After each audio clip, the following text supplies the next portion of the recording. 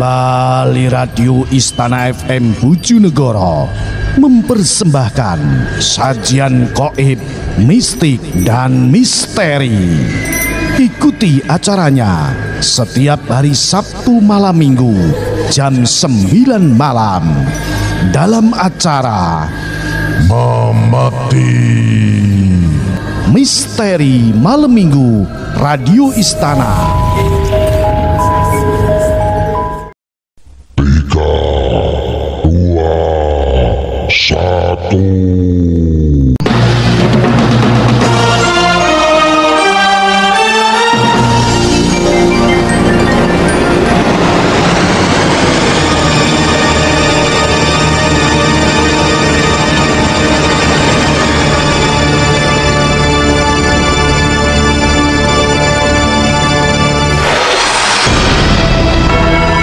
PT Radio Istana Siar FM Bojonegoro mempersembahkan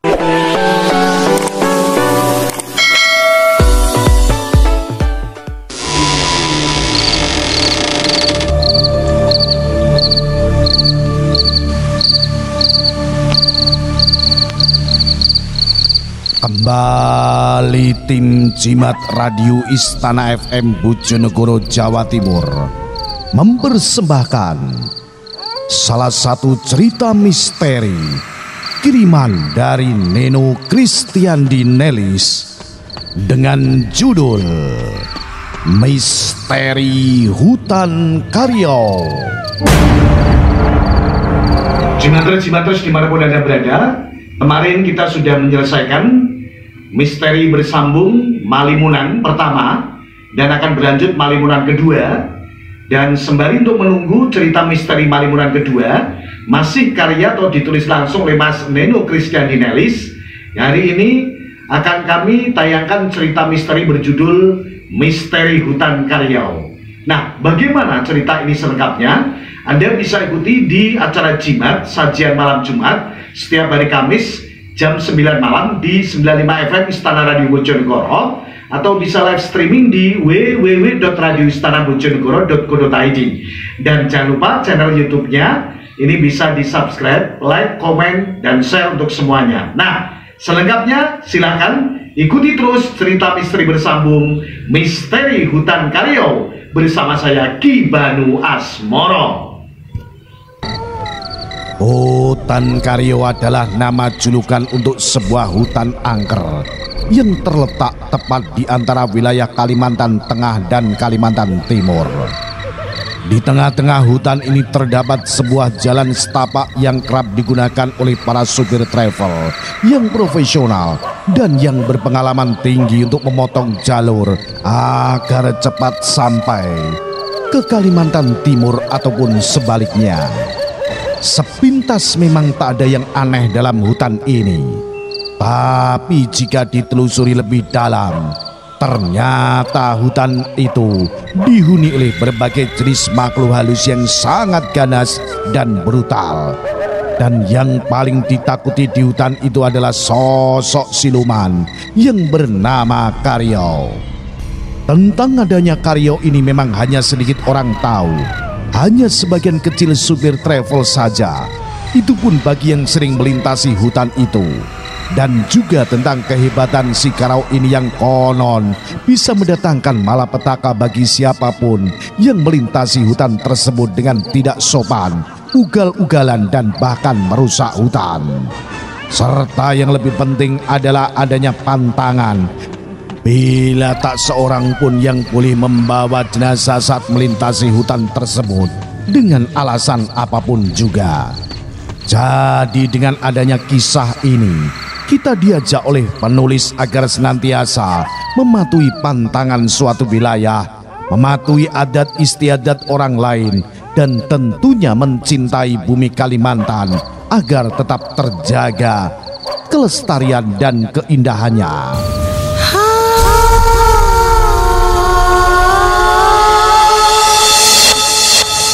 Inilah sinopsis dari cerita misteri Hutan Karyau.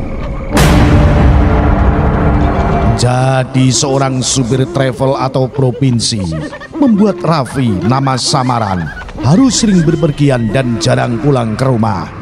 Namun itu tak membuatnya sedih ataupun tertekan, sebab pekerjaan itu ia jalani dengan sepenuh hati.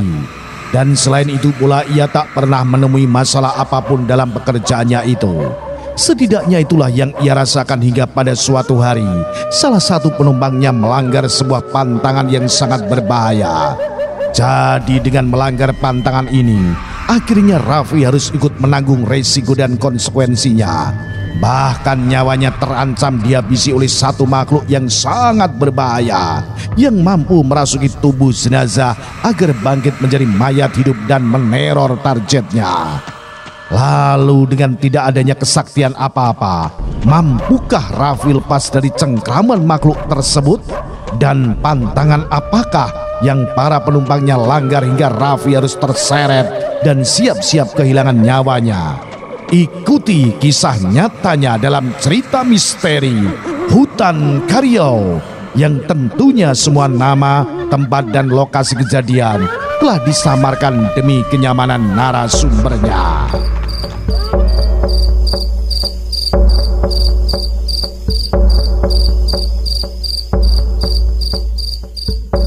Pada bagian yang pertama ini, kisah nyata kedahsyatan siluman tanah Dayak. Sore itu, tepatnya tanggal 31 Agustus 2019, aku mulai memacu mobil untuk meninggalkan wilayah Kabupaten Barito Utara, Kalimantan Tengah ke kota Samarinda, Kalimantan Timur dengan kecepatan sedang. Saat itu aku sengaja mengambil jalur alternatif andalan kami, yaitu melewati sebuah jalan pintas yang berada di wilayah Desa Sikui. Jalan pintas ini memang sudah dikenal oleh kami para kalangan supir travel antar provinsi sejak lama sekali. Karena selain hemat waktu, ini juga membuat kami tidak harus perlu jauh-jauh memutar lewat wilayah Kalimantan Selatan. Selama perjalanan yang akan memakan waktu sekitar 9 jam lebih, aku tak pernah sekalipun mengajak para penumpang yang hanya 4 orang untuk berbicara. Aku sengaja membiarkan mereka larut dalam pikirannya masing-masing. Hanya saja setelah akan memasuki wilayah hutan yang menjadi penanda kalau kami sekarang tidak akan melihat, singgah atau bertemu dengan satu desa pun lagi, maka aku sengaja mengajak para penumpangku berhenti di sebuah warung makan yang berada di wilayah Desa Lampung atau nama samaran. Hal ini aku lakukan agar mereka puas-puas makan atau berbelanja sesuai kebutuhan mereka dalam perjalanannya nanti. Terlebih saat itu salah satu penumpangku ada yang mempunyai bayi. Silakan kalian nanti. Terlebih saat itu salah satu penumpangku ada yang mempunyai bayi. Silakan kalian belanja dulu, sebab setelah ini kita tidak akan singgah dimanapun lagi hingga kita masuk di wilayah Kalimantan Timur. Ucapku menjelaskan, yang segera dimengerti dan diikuti oleh mereka. Dan satu lagi, jika kalian ada membawa daging segar atau telur mentah, sebaiknya diletakkan bersama dengan daun segar. Sebab hal ini sudah menjadi kebiasaan kami masyarakat Dayak jika sedang melintasi hutan. Tambahku lagi, setelah melihat dan menyadari kalau ternyata semua penumpangku sekarang bukanlah berasal dari suku Dayak. Tapi kalau nanti berhenti karena kebelet buang air kecil, gimana bang? Kalau itu tidak apa-apa, namun pada lokasi-lokasi tertentu saja. Jadi, kita tidak boleh asal buang air sembarangan meskipun itu di hutan alas. Sautku dengan serius. Lalu singkat cerita, setelah semuanya beres maka kami mulai meluncur meninggalkan Desa Lampeong. Dan beberapa kilometer kemudian, bersama dengan tenggelamnya matahari, suasana hutan yang mengelilingi kami segera terlihat seram dan lumayan menakutkan.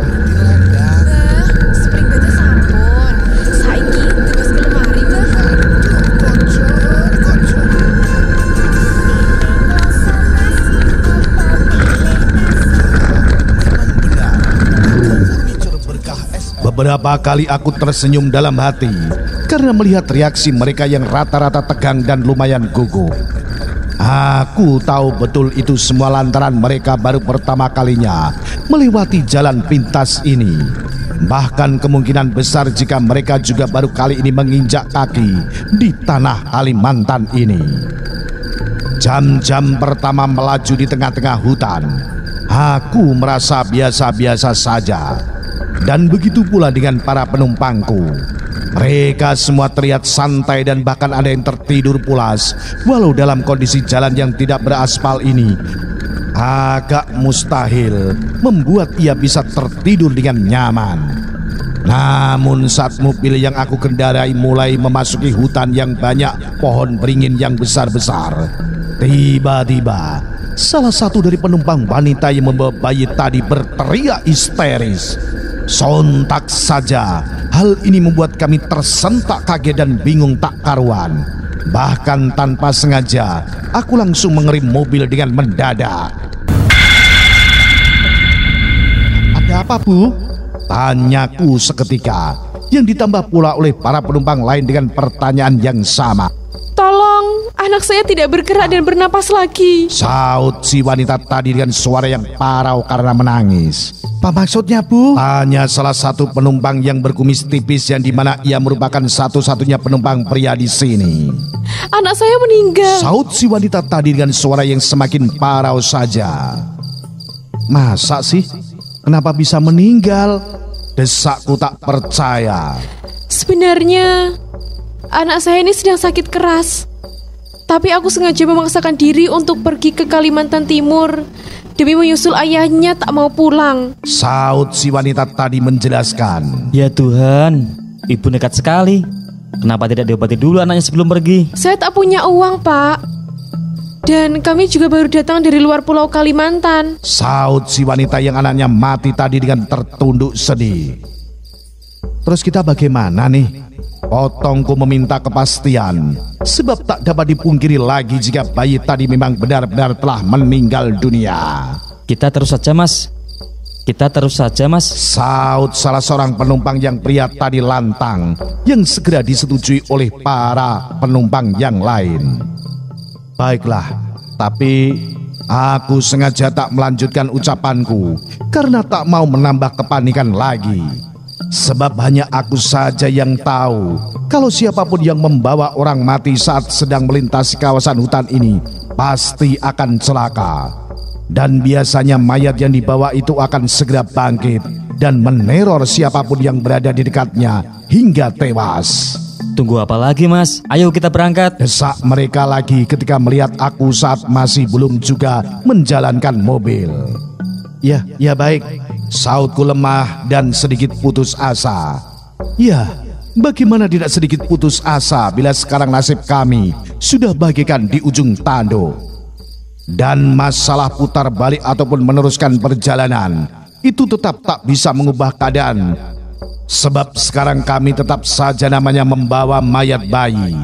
Jadi intinya, mau kami putar balik ataupun tidak, nantinya kami akan tetap menghadapi masalah besar juga. Beberapa puluh menit berlalu, suasana dalam mobil benar-benar berbeda dari sebelumnya. Semua penumpang semakin terdiam, takut dan larut dalam pikirannya masing-masing.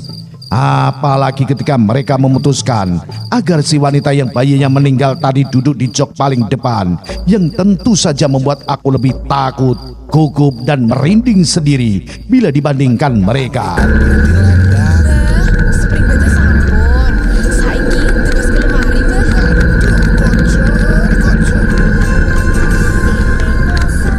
Saat itu juga diam-diam dalam hatiku terus-terusan merutuk mengapa nasibku akhirnya bisa jadi seperti ini.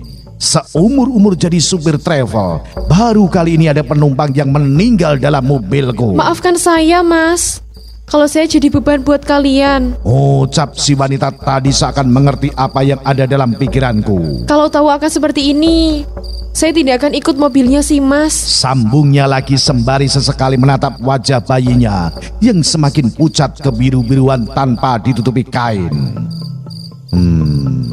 Aku hanya menyautnya dengan anggukan dan senyuman saja. Sebab saat itu aku agak kesal juga mengapa ia tak menutupi wajah bayinya itu dengan sehelai kain atau apapun juga. Apakah hal itu ia lakukan karena terlalu sayangnya? Mas, kira-kira berapa lama lagi kita akan sampai?